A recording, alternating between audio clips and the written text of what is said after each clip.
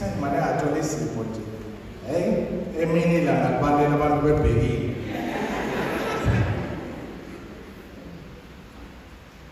Emkhulekani yethu, just one thing coming to my mind now. Emkhulekani yethu, uma sisuke sikhulele emakhaya, kukhona izimo nezinto mhlawumbe kumele singazikhohlwa. AmaJuda asiqalelise noma saziqalelise. Uma si-excited sijabulile, sometimes sikhuluma izinto esingaziqondi nanokuthi sisuke sifisayo. There was excitement here ngesikhathi bebiza ukuthi uJesu abethelwe. Mnqamlezeni and igazi lakhe libe phezu kwethu nakubantwana bethu. And maybe that is why silala sikhona namhlanje ebandleni emhlabeni. Violence nasemakhaya, emsebenzini, emndenini, yonke lonto leyo sazi kanti anyway angikho lapho. But just a thought coming to my mind, khona ezinye izinto okumele sizishwelezele, sizixolisele and try to undo okhokho bethu izinto abazisho noma abazenza esezinomthelela empilweni yethu namhlanje. Masonto onke ngaleli sonto namhlanje ibandla lifunda le ndaba yokuhlupheka kaJesu Kristo esizweni. Siyayilalela, isikhumbuza izinto eziningi ezenzakalayo kuthina okuswele ukuba sizishiye, izinto eziningi futhi esingazenzi okumele ukuthi mhlambe siqale sikhuphule amasokisi sizenze uma sizibiza ngabantwana bakaNkulunkulu. Lesi sifundo sisikhumbuza ngobugwana babalandeli bakaKristo abamhlimunga bamlahla ngesikhathi ama-leaders noma abaholi bangaleso sikhathi bakha uzungu lokumbopha nokumbulala. Ngesikhathi amasosha embamba emhlukumeza, yela ayedinga khona uKristo abangani, abantu abazoba seduze kwakhe, abantu abazomduduza, abantu abazombamba izandla, abantu abazomkhalisa kanye nonina uMaria, kodwa akabafumananga. Wayedinga amaKristo amakholwa, abantu ebebehamba naye minyaka yonke efundisa emathempelini kanye nabo. Wayedinga abantu ayekade ebondla ngokomzimba, ebandisela ukudla inhlanzi zingwa. Wayedinga abantu ayekade ebalaphe ezifweni eziningi ababesebephila ngaleso sikhathi ukuthi bazomkhulumela abafunyaniswayo. Wayedinga abantu ababeza kuyena bekhathazekile, benengxaki eziningi, ingxaki emndenini yabo, ingxaki ezipersonal, ingxaki noma inkinga ngokomsebenzi, mhlambe ababengayitholi imisebenzi, abantu ababelambile, abantu ababengadlile, abantu abebekade benokusaba, baphiliswa, banikezwa amandla. Kodwa namhlanje abafunyaniswayo, abantu ke laba abamnqamleza noma abamlahla, abantu ababeseduzane naye, abantu ababemazi, abantu abebekade bemlalela bemuzwa. Isihluku lesi mhlambe esikhulu asizwa esokuthi walahlwa abantu ayekade bathembile, abantu ababekade bebathanda, okay, walahlwa izingane zakhe, walahlwa abangani bakhe. Mhlambe uma uke wabetrayeka empilweni yakho, you'll know the feeling yokulahlwa umuntu obela, umuntu okumtshela almost everything ngempilo yakho, kodwa ekugcineni akiye ngethambo lakho. You know how it feels. Abantu laba abamjivaza, abantu laba abamlahla. That is why ezwa ubuhlungu obungaka. And abantu laba ababephila emhlabeni njengoba siphila namhlanje, abantu laba abamahlangene emathempeleni efundisa, babehlele kanje, be-attentive kanje, bemlalelisisa kanje, becula kanje ngaye, behlokoma kanje ngaye, abantu ongathini babekade bemjabulela empilweni yakhe yonke ku-3 years, ibandla ayekade enalo. Kwakuyithina la, abanye babesezigungwini, abanye babegqoke njengoba sigqokile, abanye babevathile, abanye babebhabhatisiwe, beqinisiwe, abantu ababekade bemsemhlambeni wakhe abamkhaphela. Ithina esamkhaphela uKristu, and ithina namhlanje esizofuna umsa wakhe, ithina namhlanje esizofuna ukuxolelwa. And kule ndaba yokuhlupheka, ngithenge ekuseni kukhona lama characters noma labantu ababemdimi munye nayo yonke le plan noma lolu hlelo lokubulala uJesu Kristu. And uma ungazi ukuthi uKristu wafelani, wafela iqiniso. Simple as that. Okay? Asithi iqiniso liyababa. Yes. Bayitshela iqiniso ngoba uyayisitha kuwena. Mangitshela amanga ngikuvuna, then ngiyathandeka kuwena. Okay? Impilo leyo esiphilayo namhlanje, impilo lena esibulalayo, impilo lena ibulala ukholo lwethu, impilo lena ibulala imizi namakhaya ethu, impilo lena ebulala ikusasa lethu uma umuntu omusha, impilo lena ezibulala even nemishado yethu. Iqiniso. Mzozo ngolesihlanu wathi manje uJesu ngizele mina iqiniso, wathi uPilatus iqiniso, konje kanti liyini iqiniso? You reflect on that. Kukhona uCaiphas owayecabanga kuphela yena ngendaba yezonkolo, cishe ngasho linye igama ebengizoboshwa Jesu. Cishe ngamfanisa nomunye umuntu onabanye abantu abathile, and lapha kukhona nama-live streaming, bazobona abantu what?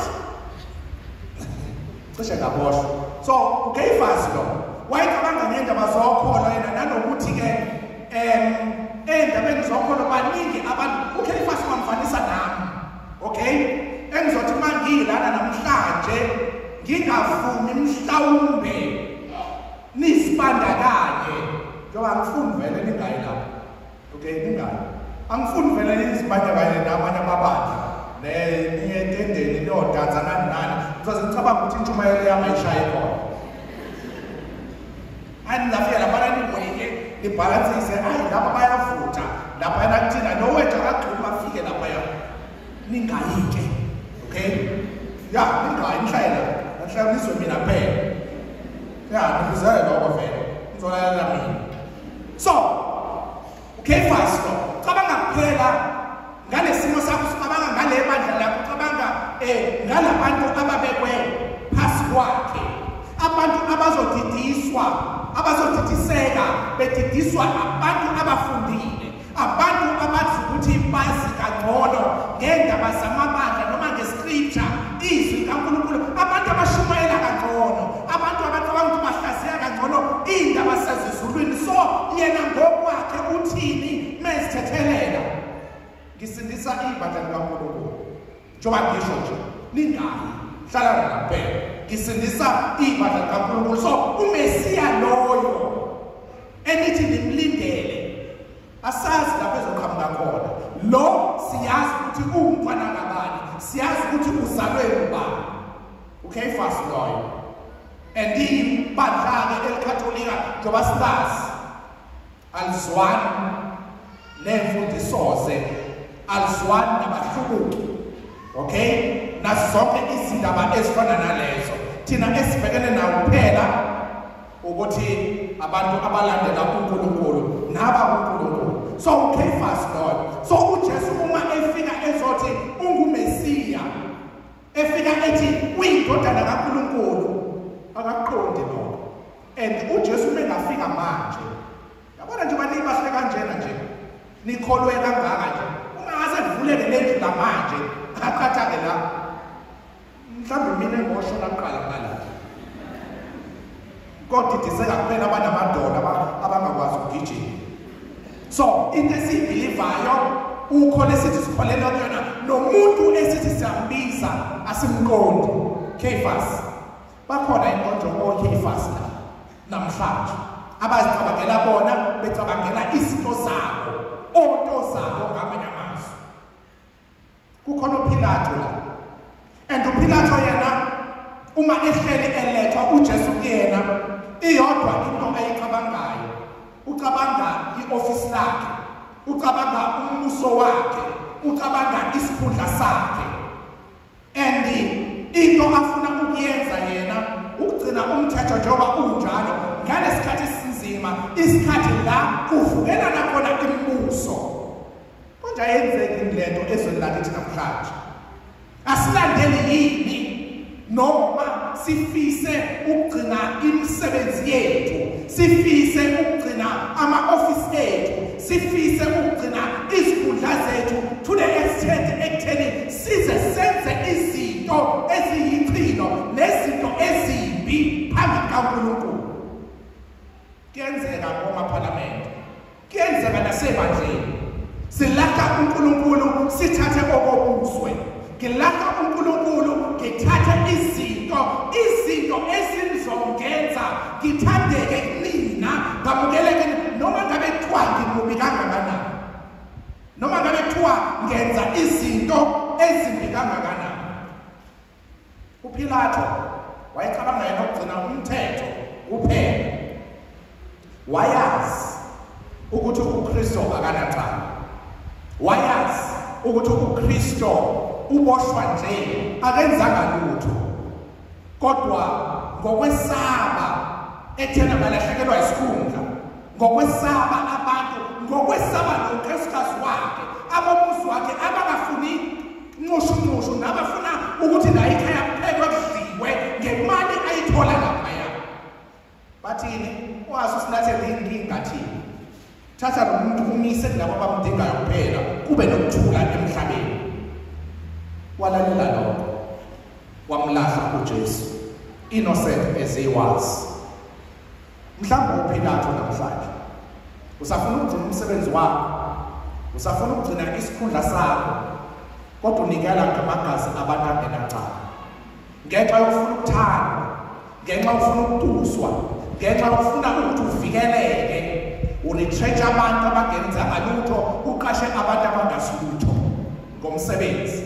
Khona uzoba laphaya, khona uzokuba bakhona na oPilato la endlini namhlanje. Khona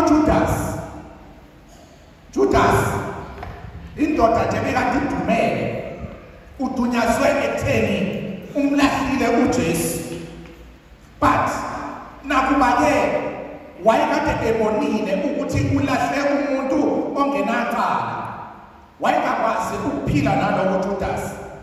So that is why kuthiwa-ke waze mhlambe wazihlawulisa to the point ukuthi azibulale ngenxa yokuba ezisola ngokuthi wenze ububi, ezisola ngokuthi wenze isimo esingathetheleleki. Khona amaphekulazi nasebandleni, kukhona ababulali nasebandleni, kukhona abadicelela phansi abanye abantu nezimo ezithize nasebandleni.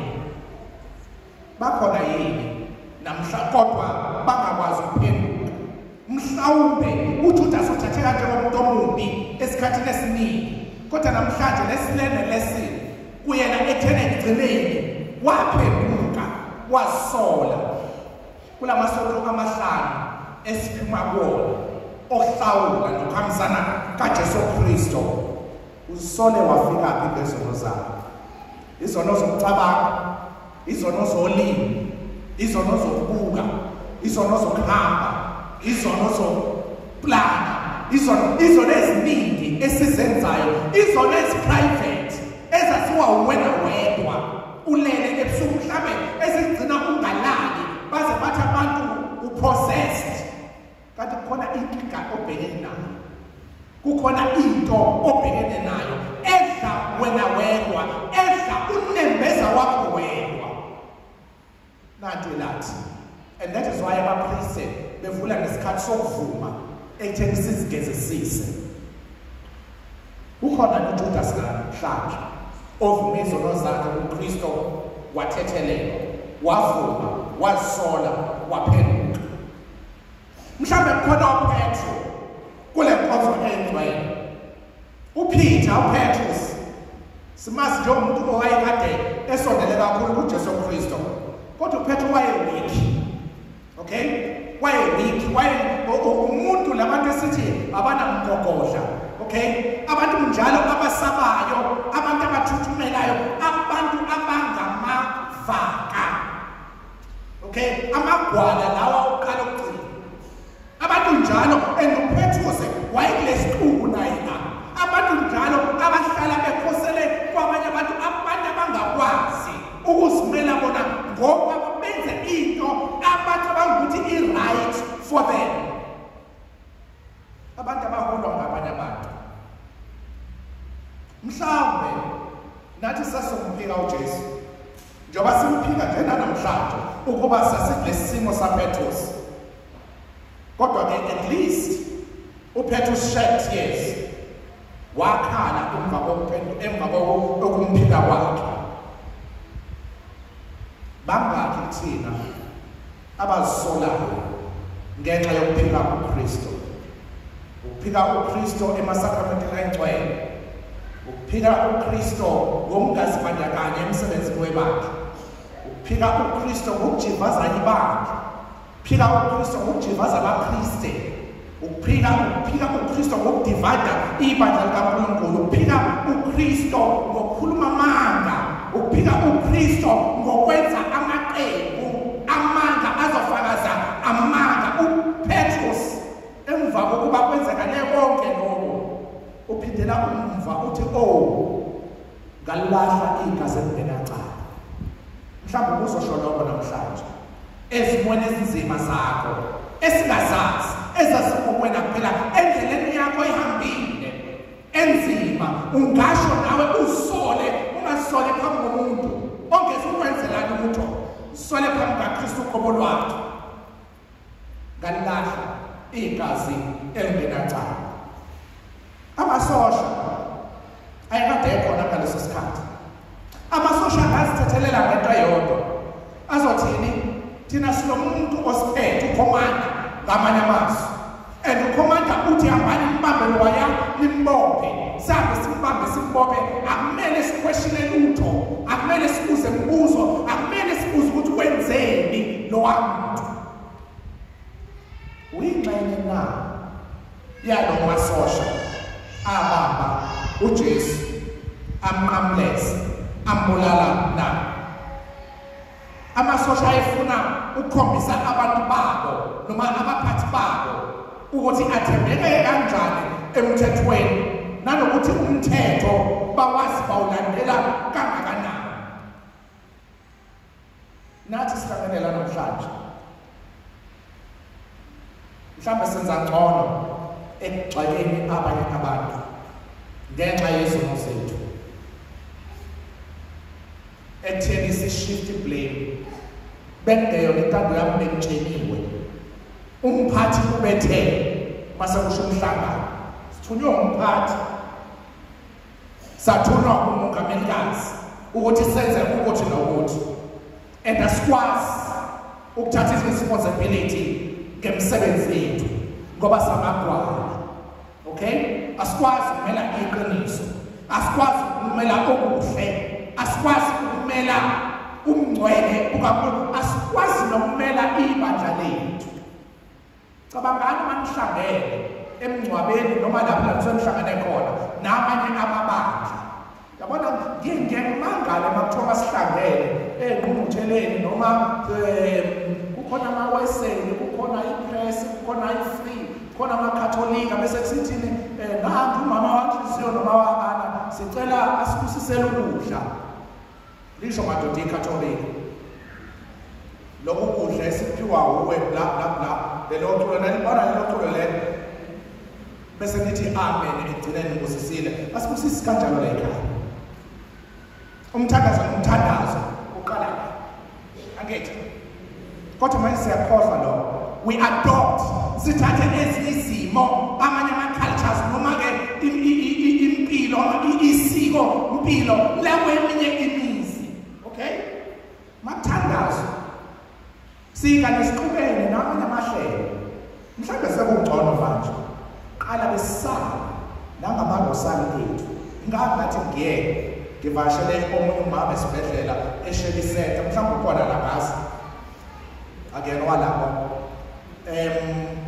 ifika lana okay ngizomungelisa ngimgcobe bawu4 kule award bobawu4 sebelale lapho isonto lonke bobawu4 bangaKatholika bobawu4 basemhlanganweni omunye uAna abanye bawuNhliziyo omunye uFrancis kodwa bazana come 6 o'clock ntambama uyaguquka omnyabhekele ngasedongeni akhiphe irosali lakhe alithandaze yena.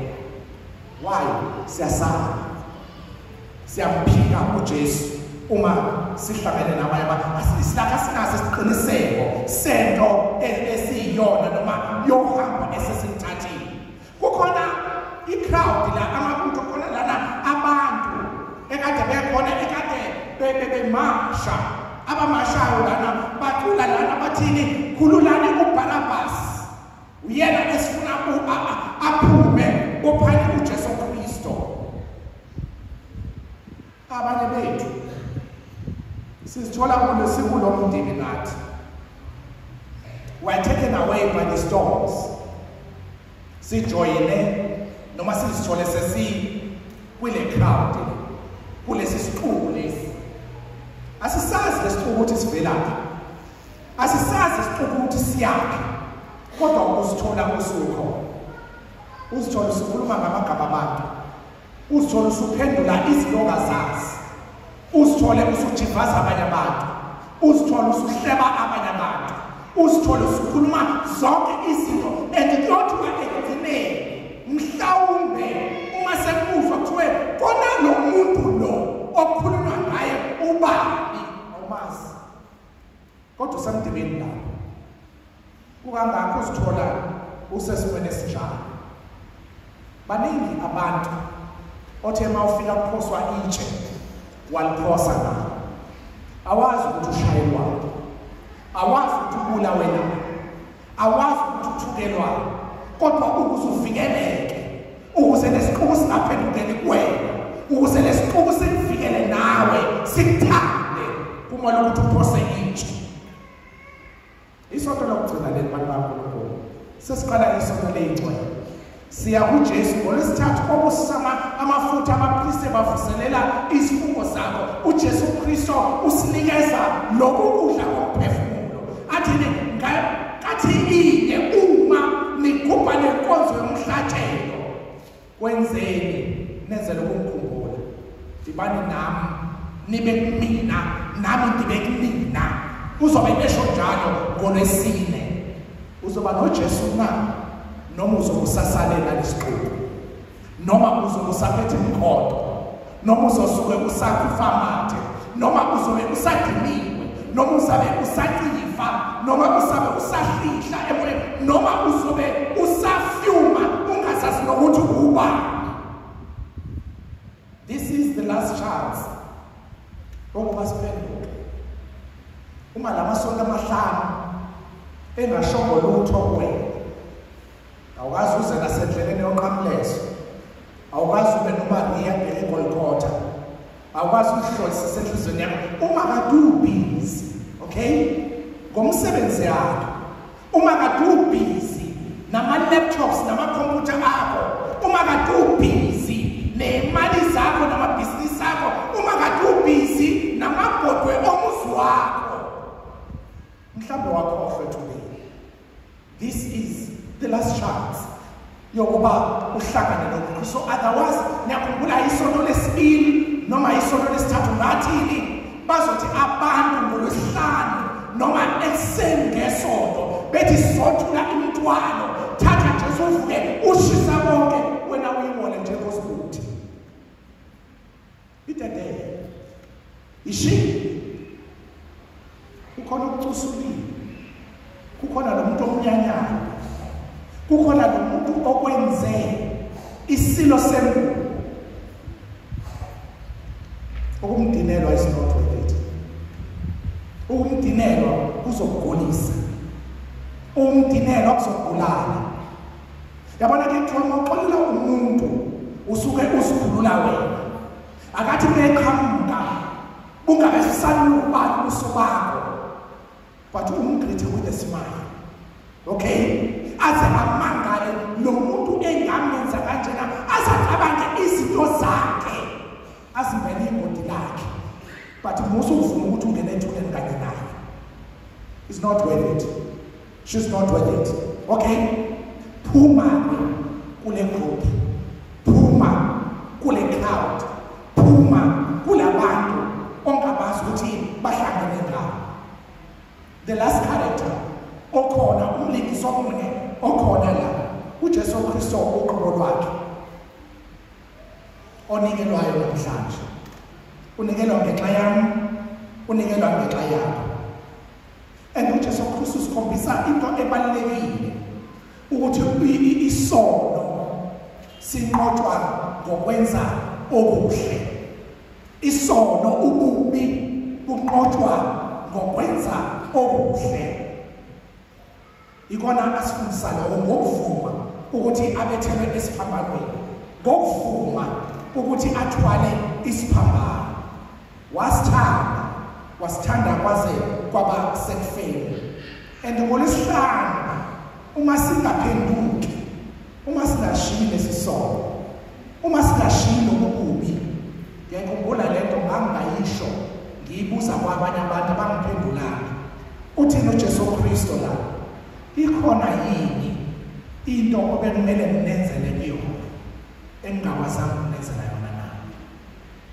Ngibe nani ethempelini, nganondla lapho ngilambile, nganinikeza amanzi lapho nomeko, nganilapha lapho ngigula, nganenzela. Kukhona na mhlawumbe engakulibala? Kukhona na mhlawumbe engakunakanga? Kukhona na engazange ngikwenze okwakumele ukuthi nginenzele kona okwenza ukuthi ningikhaphele namhlanje? Ulana namhlanje umbuzo uJesu usakunikeza wena lo. Unomshado, wathi umshado akunikeze, wathi ucela ingane wakunikeza, wafuna umsebenzi wawuthola, wafuna ikhaya walithola. Emakhaya siphinde ngofana awulali ungadlile, okay, uyafunda esikoleni, usenabazali abazamayo bekunakekela, bekufundisa, bekugqokisa, unazo izinto osidingayo. Ikuphi okwakumele nginenzele kona enginganenzelanga kona na? Ekuthenini ngiqhamuzise namhlanje, ekuthenini ngijivaze namhlanje, ekuthenini ngithuke ningithele ngamathe namhlanje. Asifane noJudas owaphenduka, masifane noPetro owasola ngokumphika kwakhe.